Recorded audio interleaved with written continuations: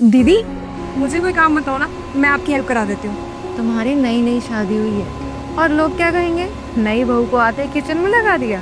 तो क्या हुआ दीदी, हर माना कि आप इस घर की बड़ी बहू हैं, तो इसका मतलब ये तो नहीं कि सारा काम आप ही करेंगी।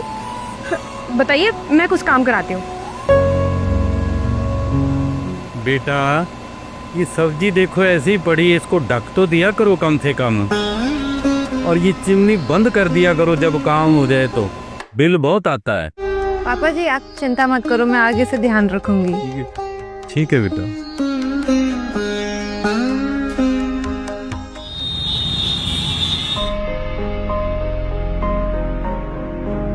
बेटा जब वहाँ बाहर बैठे हो तो इस कमरे का लाइट और एसी बंद कर दिया करो।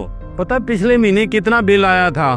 पापा जी वो सॉरी पापा जी, दिमाग से निकल गया था, आगे से ध्यान रखूंगी।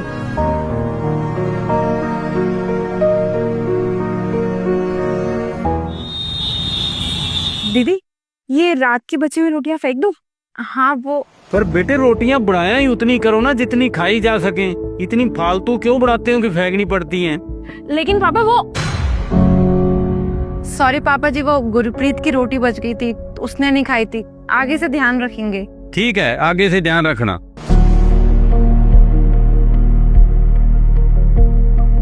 क्या हुआ अर्शिता, तुम अचानक से बाहर से अंदर क्यों आ गई गुस्से में?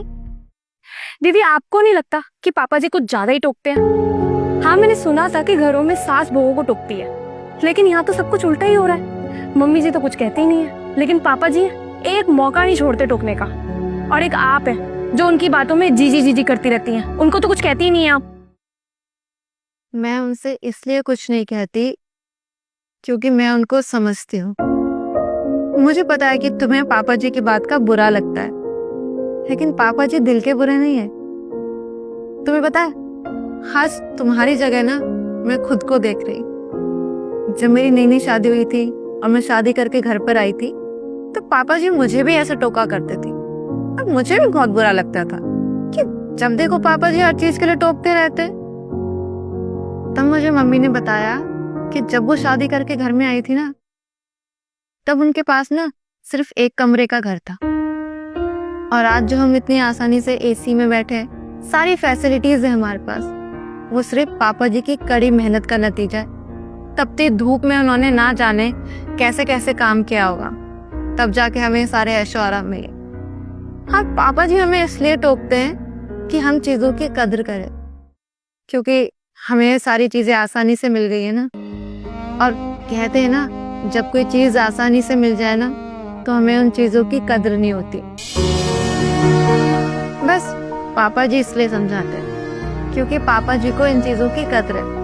हर तुम ऐसे सोचो ना, अगर तुम अपने घर पे होती और अपने घर का लाइट फैन अगर एसी ऑन करके छोड़ देती, तब तुम्हारे पापा भी तो तुम्हें समझाते ना, तब क्या तुम उनकी बात को बुरा मानती? पापा जी हमको अपनी बहुएं नहीं मानते, बल्कि बेटी मानकर समझाते, तो हमें भी उनको ससुर जी नहीं पिताजी मानकर उनकी बातों को समझ लेना चाहिए।